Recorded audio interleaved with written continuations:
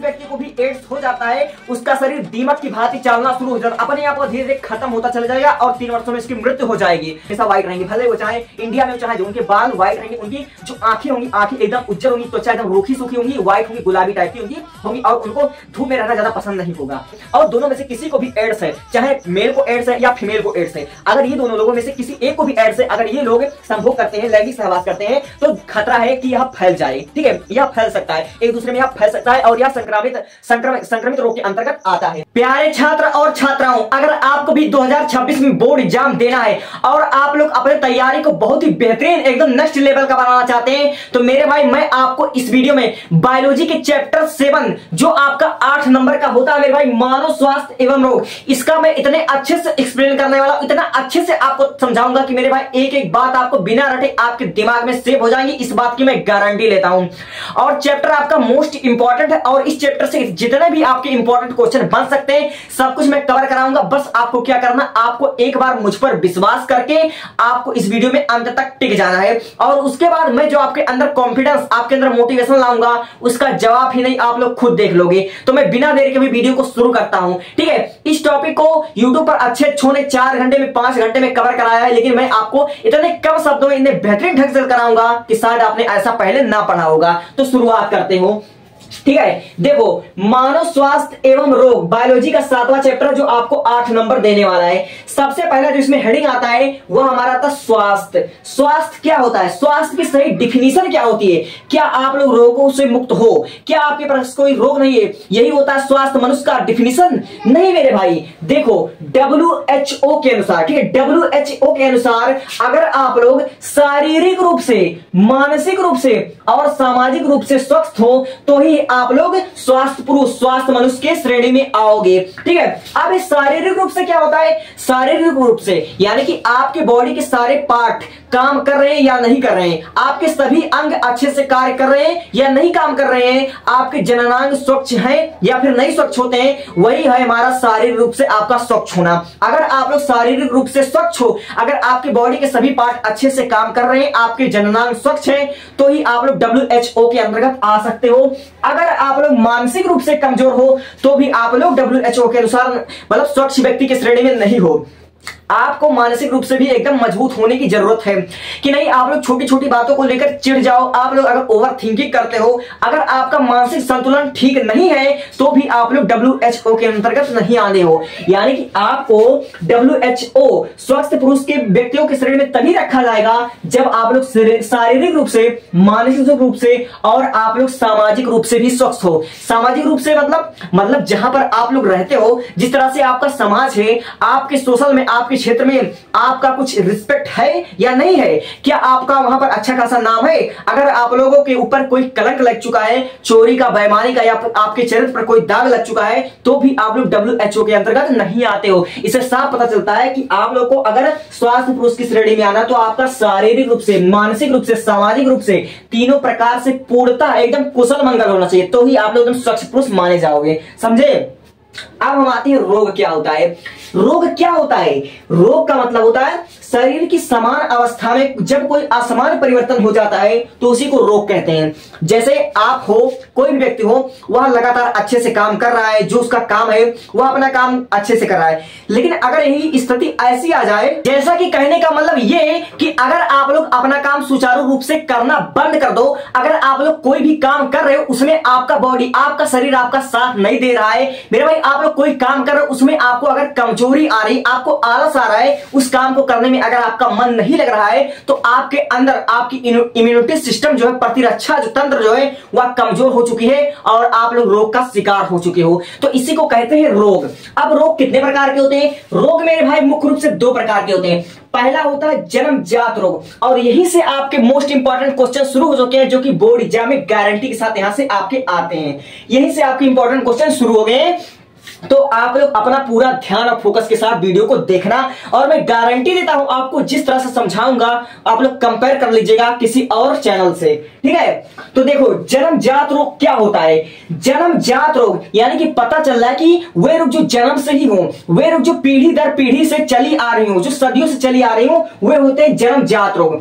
वे रोग जो एक पीढ़ी से दूसरी पीढ़ी तक जाती है, पीढ़ी दर पीढ़ी रूपांतरित होती है, वही होती है हमारा जन्मजात रोग। और इसके जो एग्जाम्पल्स होते हैं वह भर भर के पूछे जाते हैं। जैसे हमारा सबसे पहले आता है हीमोफीलिया। हीमोफीलिया क्या होता है मेरे भाई? हीमोफीलिया जो आपके बोर्ड एग्जाम की दृष्टि से बहुत ही महत्वपूर्ण रोग है, यह एक जन्मजात रोग है। और इसमें क्या होता है, जब भी कभी भी आपके बॉडी पार्ट पर कहीं भी चोट लग जाता है, या फिर अगर आपके हाथ पैर या कोई भी बॉडी पार्ट अगर आपका कट जाता है, तो वहां पर रक्त का थक्का नहीं बंद होता है, यानी कि रक्त का जो हमारा स्त्राव होता है वह लगातार बहता रहता है, जिसके कारण इंसान की मौत हो जाती है। उसी को बोलते हैं हीमोफीलिया, ठीक है। और हीमोफीलिया सबसे पहले किसको हुआ था? हीमोफीलिया जो होता है सबसे पहले यूरोप के एक शाही परिवार की महारानी विक्टोरिया को हुआ था, ठीक है। मात्र 30 साल की अवस्था में उनकी हीमोफीलिया के कारण मृत्यु हो गई थी। हीमोफीलिया एक ऐसा रोग है जिसमें रक्त का थक्का नहीं बनता है। अगर आपका बॉडी कहीं पर कट गया है तो वहां से खून बहना बंद ही नहीं होगा, इसको बोलते हैं हीमोफीलिया। और यह आपके बोर्ड एग्जाम की दृष्टि से मोस्ट इंपॉर्टेंट है, ठीक है। अब बोलो वर्धानता। वर्धानता का क्या मतलब होता है? वर्धानता मतलब होता है कलर ब्लाइंडनेस, ठीक है, कलर ब्लाइंडनेस। जैसे कि कोई इंसान अगर कलर में विभेद न कर पाए, लाल और हरा में अगर वह अंतर नहीं कर पाता है, तो उसी को बोलते हैं वर्धानता। और ऐसे व्यक्ति को कभी भी रेलवे में जॉब नहीं दी जाती है, और कभी भी उसको सिग्नल के पास खड़ा होने की इजाजत नहीं है। क्यों? क्योंकि वह रेड और ग्रीन में कभी भी अंतर ही नहीं कर पाएगा, वह लाल और हरा में वह कभी भी अंतर नहीं कर पाएगा। और ऐसे व्यक्ति को बोलते हैं वर्धानता। और वर्धानता एक जन्मजात रोग है, एक वंशागत रोग है, ठीक है। अब देखो रंजकहीनता क्या होता है। रंजकहीनता मेरे भाई एक ऐसी बीमारी जो जन्मजात है। इसमें क्या होता है, व्यक्ति के बाल व्हाइट होते हैं और उसका पूरा शरीर भी व्हाइट होता है, और उसकी त्वचा एकदम रूखी सूखी एकदम समझिए दर्रेदार होती है, और उसको धूप से बहुत एलर्जी होती है, और यह जन्मजात रोग होते हैं। इसमें बच्चों के, चाहे वहां इंडिया का हो, चाहे जहां का हो, चाहे जिस देश का हो, उसका पूरा बॉडी पार्ट एकदम से व्हाइट होता है। उसकी आंखें हल्की व्हाइट होती है, गुलाबी टाइप का होता है, ठीक है। और उसका पूरा शरीर जो होता है हल्का भूरा व्हाइट कलर का होता है। उसको धूप से बहुत एलर्जी टाइप की कुछ होती है, ठीक है। अब देखिए, तो ये सब थे हमारे जन्मजात रोग, और ये इसके हम आपको एग्जाम्पल को हमने पहले से हेडलाइन कर दिया, क्योंकि यह आपके बोर्ड एग्जाम में भी आता है, ठीक है। अब देखो जो हमारा दूसरा प्रकार का रोग होता है वह होता है उपार्जित रोग। उपार्जित ट्रिक क्या है, यानी कि जन्म के उपरांत होने वाला रोग। उपार्जित का मतलब कि जन्म के उपरांत होने वाले रोग को ही उपार्जित रोग कहते हैं, ठीक है। इसका डिफिनेशन ये है कि वे रोग जो जन्म के बाद विभिन्न कारकों से होते हैं, वे रोग जो जन्म के बाद विभिन्न कारकों से होते हैं, उन्हीं रोग को कहते हैं उपार्जित रोग, ठीक है। जो जन्म के बाद किसी कारक से हुए उनको बोलते हैं उपार्जित रोग। उदाहरण जैसा हुआ आपका कुपोषण, रतौंधी, विटामिन ए की कमी से होने वाला रोग, और कैंसर। मेरे भाई एक बार आपके बोर्ड एग्जाम में आया था कि कैंसर संक्रामक रोग है या असंक्रामक रोग है। तो मेरे भाई कैंसर जो है एक गैर संक्रामक रोग यानी कि असंक्रामक रोग है, ठीक है। तो हमारा जो कैंसर हुआ, हमारा एलर्जी भी वह उपार्जित रोग है, और जो हमारा आर्थराइटिस ये भी हमारा सब उपार्जित रोग है, यानी कि जन्म के उपरांत होने वाले ये सब रोग हैं। अब आगे देखिए, उपार्जित रोग भी आपके दो प्रकार के होते हैं। एक हमारा होता है संक्रामक रोग, और एक होता है गैर संक्रामक यानी कि असंक्रामक रोग, ठीक है। तो संक्रामक रोग होते क्या है? वे रोग जो विभिन्न रोगाणुओं से जिनके रोग कारक क्या होते हैं, जिनके रोग कारक जो होते हैं वह हमारे होते हैं जीवाणु, विषाणु, प्रोटोजोआ, कवक। जो इन सब कारकों से होने वाले रोग होते हैं वह होते हैं हमारा संक्रामक रोग। और संक्रामक रोग का मतलब ये कि संपर्क में आने वाले रोग, ठीक है। संपर्क में आने वाले रोग को ही बोलते हैं संक्रामक रोग, ठीक है। और जिसके उदाहरण आप लोग देख सकते हो, ठीक है। लिखा है वे रोग जो विभिन्न रोगाणुओं से, विषाणुओं से, जीवाणुओं से, प्रोटोजोआ और कवक आदि के द्वारा फैलते हैं, उनको बोलते हैं संक्रामक रोग। उदाहरण के तौर पे आप लोग जैसे देख सकते हो मलेरिया, और मलेरिया आपके मल्टीपल चॉइस क्वेश्चन में आ सकता है और इंपॉर्टेंट है, ठीक है। और फिर उसके बाद आप लोग देख सकते हो टाइफाइड, फिर उसके बाद जुकाम, एड्स आदि। एड्स हमारा बहुत ही गंभीर बीमारी है, बहुत ही गंभीर बीमारी है, इसको हम लोग आगे अच्छे से एक्सप्लेन करेंगे, अभी मोटी मोटा आप लोग इसको पढ़िए, ठीक है। और दूसरा हमारा होता है असंक्रामक रोग या फिर होता है गैर संक्रामक रोग। वे रोग जो एक व्यक्ति से दूसरे व्यक्ति में नहीं फैलते हैं उनको बोलते हैं क्या? संक्रामक रोग, गैर संक्रामक रोग, ठीक है। उदाहरण जैसे कैंसर हो गया, हमारा डायबिटीज हो गया, और बोर्ड एग्जाम 2024 में आपका था कि कैंसर संक्रामक रोग या फिर गैर संक्रामक रोग है, तो कैंसर आपका गैर संक्रामक रोग है। तो उम्मीद करता हूं आपको ये चार्ट समझ में आया हो। इसको आप लोग टेक एक स्क्रीनशॉट लीजिए और मैं आपको बहुत कम शब्दों में पूरी की पूरी वन शॉट कवर कराने वाला हूं। ये स्क्रीनशॉट अब इसको बहुत ध्यान से समझना, और मेरे भाई मैं गारंटी के साथ आपको लिखकर दे सकता हूं कि 2026 बोर्ड एग्जाम में ये आपका क्वेश्चन गारंटी के साथ आएगा। और ये क्वेश्चन क्या है? ये क्वेश्चन हमारा है इम्यूनिटी यानी कि प्रतिरक्षा, ठीक है। प्रतिरक्षा क्या होता है, ठीक है। अब प्रतिरक्षा पर एक टिप्पणी और जो हमारा सक्रिय प्रतिरक्षा और निष्क्रिय प्रतिरक्षा में अंतर गारंटी के साथ तुम्हारा 2026 बोर्ड एग्जाम में आएगा। इसको बहुत ध्यान से समझना। तो हमने इसमें क्या लिखा है कि शरीर में सभी प्रकार के रोगजनक और उनके विषैले प्रभाव, ठीक है। शरीर में सभी प्रकार के रोगजनक और उनके विषैले पदार्थों के दुष्प्रभाव का प्रतिरोध करके समअस्थितिकता बनाए रखने की क्षमता को ही प्रतिरोध कहते हैं। यानी कि हमारे शरीर में, ठीक है, हमारे शरीर में कुछ एंटीबॉडीज होती है जिनको प्रतिरक्षा कहते हैं, वह हमें रोगों से बचाते हैं। WHO के अनुसार, WHO ने जितने भी हमको नियम दिए हैं, वह चाहे स्वास्थ्य पर नियम हो, चाहे आपके खाने पीने पर नियम हो, ठीक है। WHO वो कहते हैं या किसी डॉक्टर कोई कहता है कि एक नदी के पानी की एक बूंद में, नदी के पानी की एक बूंद में या तालाब के पानी की एक बूंद में लगभग 5 लाख बैक्टीरिया पाए जाते हैं तालाब की एक बूंद में, और नदी में लगभग एक बूंद में 1 लाख बैक्टीरिया पाए जाते हैं। लेकिन आज भी इंसान नदी का पानी पीता है। और आप लोग जो डेली लाइफ में अपने जो खाना खा रहे हो, क्या आपका खाना पूरी तरह से स्वच्छ है? आप लोग जो खाना खा रहे हो उस खाने में भी बैक्टीरिया 100% स्वच्छ नहीं है। और डॉक्टर कहते हैं कि गंदे पानी पीने से बहुत से सारे रोग हो जाते हैं, जैसे हमको क्या हो जाता है, पीलिया हो जाते हैं, ठीक है। पीलिया तो हो जाते हैं, लेकिन अगर कोई इंसान नदी का पानी पीता है, ठीक है, तो उसको तुरंत बीमारी क्यों नहीं हो जाती है? अगर हम जो खाना खाते हैं उस खाने में बैक्टीरिया पाए जाते हैं, तो हमको खाना खाते ही तुरंत हमारा तबीयत खराब क्यों नहीं हो जाता है? यानी कि हमारे शरीर में कुछ ऐसे सिस्टम है, कुछ ऐसे तंत्र हैं, कुछ ऐसे चीज पाए जाते हैं जो हमारे शरीर को विभिन्न प्रकार के रोगों से, ठीक है, विभिन्न प्रकार के रोगाणुओं जैसे जीवाणु, विषाणु, प्रोटोजोआ, कवक से होने वाले रोगाणुओं से हमें प्रतिरक्षा प्रदान करता है। हमारे शरीर को वह स्वच्छ के रखता है, हमें रोगों से बचाता है, और उसी को कहते हैं हमारा इम्यूनिटी यानी कि प्रतिरक्षा। कुछ ऐसे एंटीबॉडीज होते हैं जो हमारे शरीर को रोगों से बचाते हैं, यही हमारा हो गया प्रतिरक्षा। तो आपने क्या लिखना है, इसकी सही डिफिनेशन आपको क्या लिखना है कि शरीर में सभी प्रकार के रोगजनक, ठीक है, शरीर में सभी प्रकार के रोगजनक और उनके विषैले पदार्थों के दुष्प्रभाव का प्रतिरोध करके समअस्थितिकता बनाए रखने की क्षमता को ही प्रतिरक्षा कहते हैं, इम्यूनिटी कहते हैं।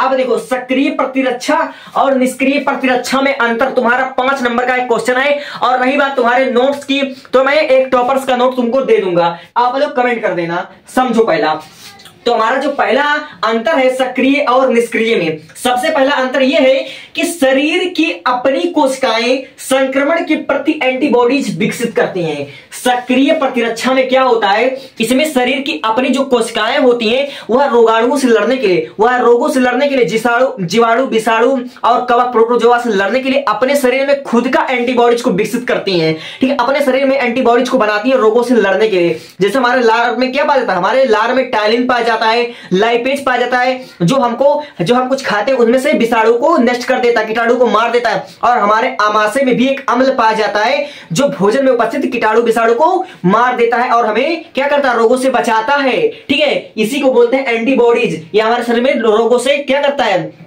हमें रोगों से बचाता है।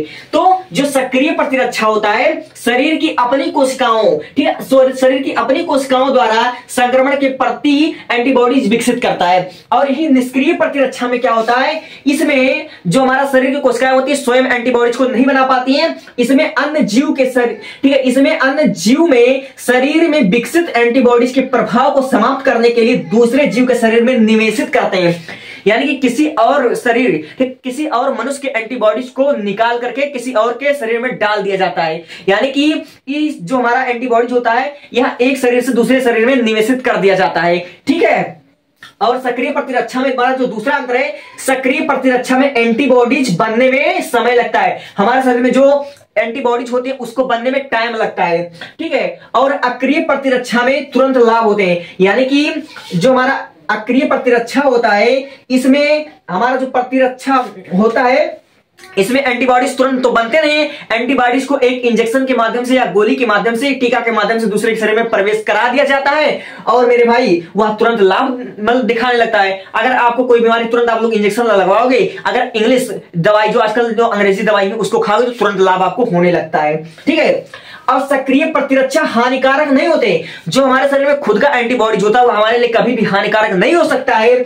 और जो शरीर द्वारा बाहर एंटीबॉडीज होता है, ठीक है, बाहर एंटीबॉडीज के प्रति अनुक्रिय कारकों को समाप्त करने में संभावना होती है, यानी कि जो हमारा दूसरे के शरीर से लाया हुआ एंटीबॉडीज होता है वो हमारे लिए हानिकारक होती है। अक्रिय में क्या होता है, सक्रिय प्रतिरक्षा हानिकारक नहीं होते, लेकिन निष्क्रिय में हमारा हानिकारक होते हैं, ठीक है। अब देखो, सक्रिय प्रतिरक्षा चिरस्थायी होती है, यानी कि जो हमारा सक्रिय प्रतिरक्षा होती है, जो हमारे शरीर की खुद की एंटीबॉडीज होती है वह चिरस्थायी होती है, यानी कि वह लंबे समय तक चलती है। लेकिन जो हमारा अनुक्रिय कारकों में, ठीक है, अनुक्रिय जो हमारा निष्क्रिय प्रतिरक्षा होती है वह चिरस्थायी नहीं होती, यानी कि वह जल्द नष्ट हो जाती है, ठीक है। और सक्रिय प्रतिरक्षा में जो उदाहरण होता है वह मानव में चेचक के प्रति प्रतिरक्षा, यानी कि मानव में चेचक से लड़ने के लिए खुद एंटीबॉडीज का मतलब निर्माण हो जाता है, खुद से बन जाता है।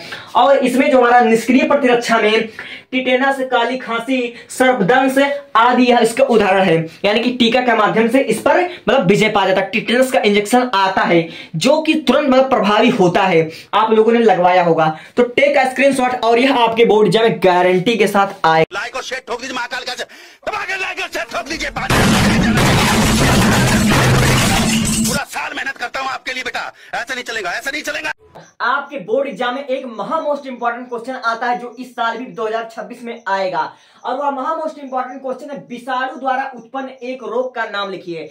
एक विषाणु द्वारा उत्पन्न रोग पर संक्षिप्त टिप्पणी लिखिए, और यह जब भी आएगा आपके लॉन्ग क्वेश्चन में आएगा, ठीक है। और इस रोग को हम नाम देते हैं एड्स। तो आज हम इस वीडियो में आपको बताने वाले हैं कि एड्स क्या होता है, एड्स किस प्रकार फैलता है, और एड्स के कारण और कैसे आप पहचानोगे कि आपको एड्स और एड्स के निवारण, सब कुछ हम एक ही वीडियो में कवर करने वाले हैं, ठीक है। तो एड्स होता क्या है, एड्स जो होता है वह HIV रोग द्वारा फैलता है, ठीक है। और भारत में या पूरे समझ लीजिए वर्ल्ड में जो मौतें होती हैं, ठीक है, जो मौतें होती हैं HIV द्वारा, यानी कि सेक्सुअल ट्रांसपोर्ट डिजीज द्वारा, यानी कि जो यौन संबंधी द्वारा जो हमारा रोग फैलता है वह 80% एड्स ही होता है। 80% एड होता है जो कि हमारा किससे फैलता है, यौन संबंधी रोगों से ही फैलता है, ठीक है। और जब एड्स हो जाता है तो होता क्या है, तो एड्स जब हो जाता है तो हमारे शरीर की जो प्रतिरक्षा कोशिका होती है उसको वह नष्ट कर देता है, ठीक है। और जिससे हमारे शरीर की जितने भी प्रतिरक्षा तंत्र होता है वह काम करना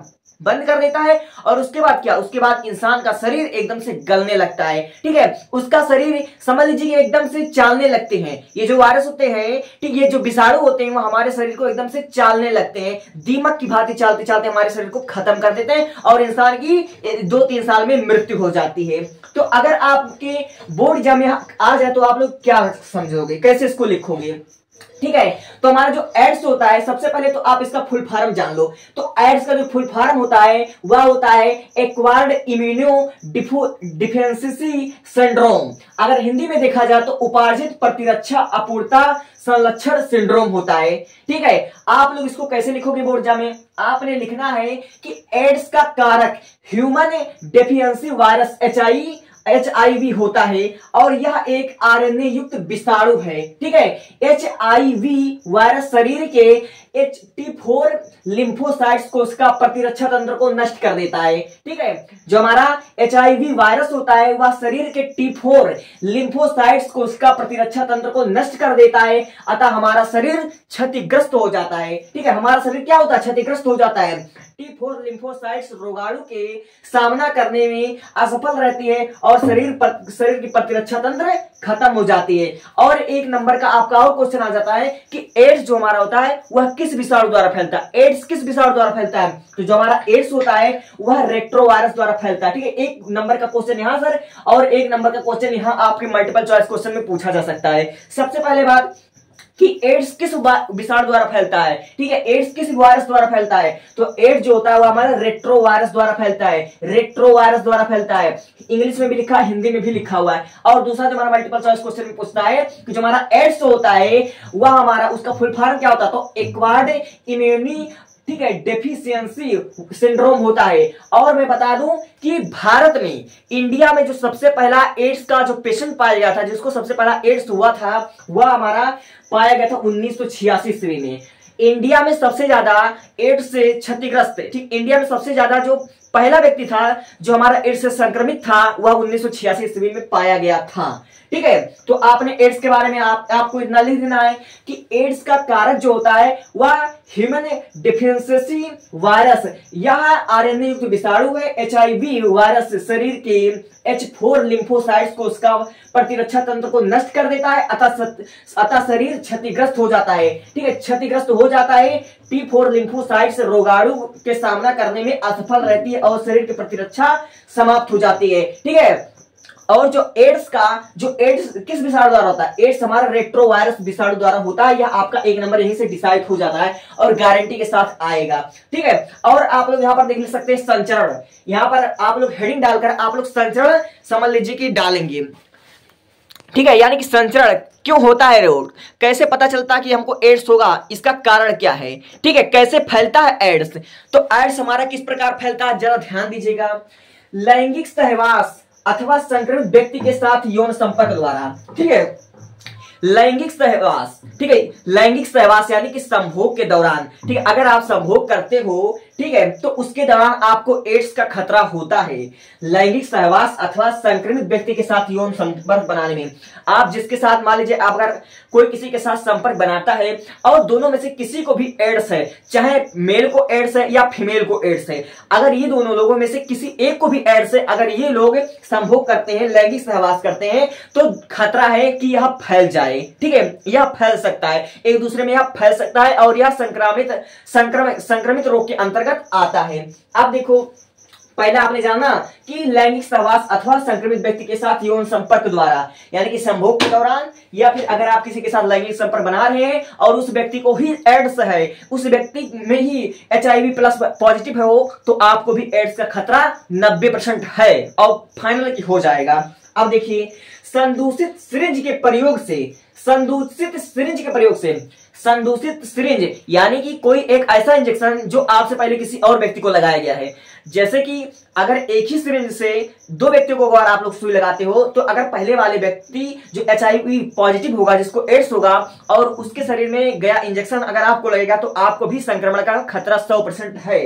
ठीक है, तो आपको क्या करना है, संदूषित सिरिंज का प्रयोग कभी भी नहीं करना है। इसलिए डॉक्टर्स एक सिरिंज को केवल एक ही व्यक्ति में इंजेक्ट करते हैं, उसके बाद उस सिरिंज को फेंक देते हैं। ठीक है, अब देखिए, संदूषित रुधिर का आधान द्वारा, संदूषित रुधिर का आधान द्वारा यानी कि अगर आप लोग किसी से ब्लड लेते हो, बहुत से लोग क्या करते हैं, ब्लड दान करते हैं, या फिर बहुत से लोगों को अगर खून की कमी आ जाती है तो ब्लड को लेते हैं, खून का आदान प्रदान होता है। तो अगर आप लोग किसी ऐसे व्यक्ति का खून ले रहे हो जिसको एड्स है, जो पहले से HIV संक्रमित है, अगर आप लोग उसका खून ले रहे हो, उसका रुधिर ले रहे हो, तो आपको भी गारंटी के साथ 90-100% आपको खतरा कि आपको भी एड्स हो सकता है। इसीलिए आपको क्या करना है कि संदूषित रुधिर का आदान प्रदान नहीं करना है। ठीक है, अब देखो, जो हमारा है अंग प्रतिरोपण द्वारा, अंग प्रतिरोपण यानी कि बहुत से लोग क्या करते हैं, जब कोई इंसान नशा करता है, किसी कारणवश किसी का कोई शरीर का कोई पार्ट खराब हो जाता है, जैसे अगर आपका किडनी खराब होता है, आपका हृदय खराब होता है, आपकी बॉडी का अगर कोई भी पार्ट खराब हो जाता है, तो क्या करते हैं, बहुत से लोग पैसा देकर मतलब खरीद लेते हैं, अंग प्रतिरोध करा लेते हैं, यानी कि दूसरे का अंग ले लेते हैं। अगर आप जिस व्यक्ति का अंग ले रहे हो वह व्यक्ति भी एड्स से ग्रसित है, तो आपको भी गारंटी के साथ एड्स होने का खतरा बहुत ज्यादा है। अब देखिए, कृत्रिम वीर सेचन द्वारा बहुत सी जगह पर क्या होता है कि वीर का भी सप्लाई होता है, वीर भी इधर से उधर किया जाता है, वीर की मतलब बिक्री होती है। वीर का आदान प्रदान करने से भी आपको संक्रमण का खतरा बहुत ज्यादा है कि आपको हो सकता है। अब देखिए, प्रसव के समय माता से शिशु में प्रसव के समय यानी कि डिलीवरी के समय अगर माता HIV पॉजिटिव है, अगर माता को पहले से एड्स है, तो उसकी संतान में भी गारंटी के साथ एड्स हो सकता है। ठीक है, अगर प्रसव के समय माता शिशु को अगर ख्याल नहीं रखती है, अगर माता को एड्स है, तो शिशु में गारंटी के साथ 110% आपको हो सकता है, गारंटी के साथ यह हो सकता है। तो उम्मीद करता हूं आपको इतना समझ में आया होगा। तो स्क्रीनशॉट लीजिए और मैं इसका पार्ट 2 आपको समझाता हूं बहुत बेहतरीन ढंग से। Take a screenshot.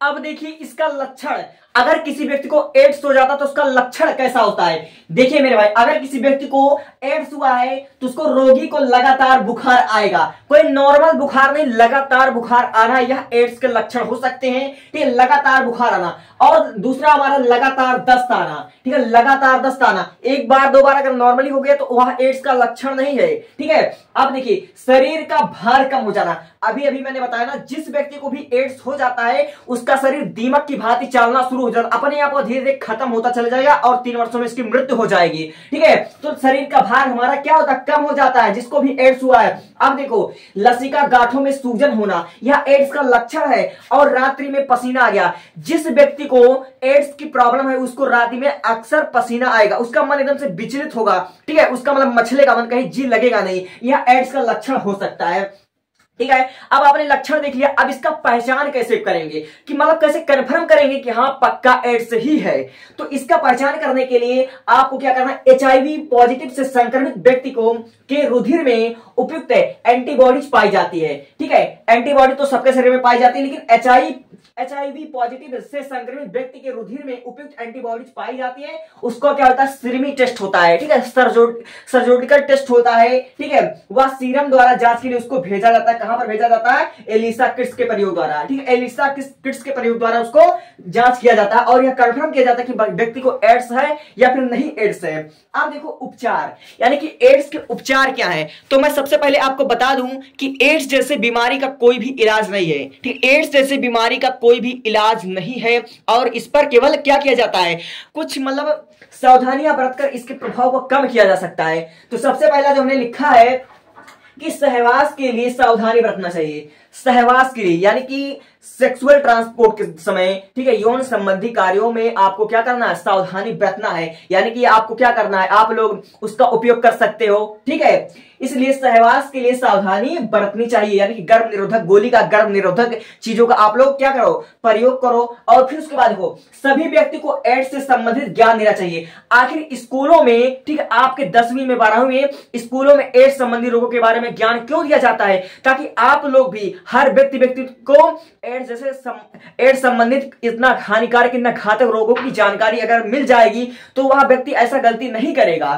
ठीक है, इसलिए सभी व्यक्ति को क्या करना, एड्स से संबंधित ज्ञान को देना चाहिए। अब देखो इंजेक्शन, पत्ती, टैटू से सावधानी बरतना चाहिए। अगर आप लोग मेडिकल में जाते हो, अगर आप लोग इंजेक्शन लगवाते हो तो आपने क्या करना है कि कोई भी यूज किया हुआ इंजेक्शन आपको नहीं लगवाना है। आप लोग जो टैटू बनवाते हो, मैंने बोला एड्स भारत में 80% या किसी भी देश में जो हमारा यौन संबंधी रोग होता है उसमें 80% द्वारा एड्स होता है, लेकिन जो 20% होता है, एड्स का जो 20% कारक होता है, वह जरूरी नहीं है कि वह हमारा यौन संबंधित कार्यों से ही फैले। और कुछ कुछ जो हमारी बीमारियां होती है एड्स, वह संक्रमण के द्वारा फैलती है। जैसे अगर आप लोग टैटू बनवाते हो, आपसे पहले उसी मशीन से अगर किसी और व्यक्ति ने टैटू बनवाया होगा, अगर वह HIV पॉजिटिव होगा, उसको अगर वह संक्रमण होगा और उसके बाद आप लोग अगर उसी मशीन से अगर टैटू बनवाते हो तो आप में भी खतरा कि आपको एड्स हो जाए। और ये टैटू बनवाने से ना सिर्फ एड्स बल्कि कैंसर का भी खतरा बढ़ जाता है। इसीलिए टैटू बनवाना हर एक समझ गवर्नमेंट जॉब के लिए यह मतलब सही नहीं है, समझे।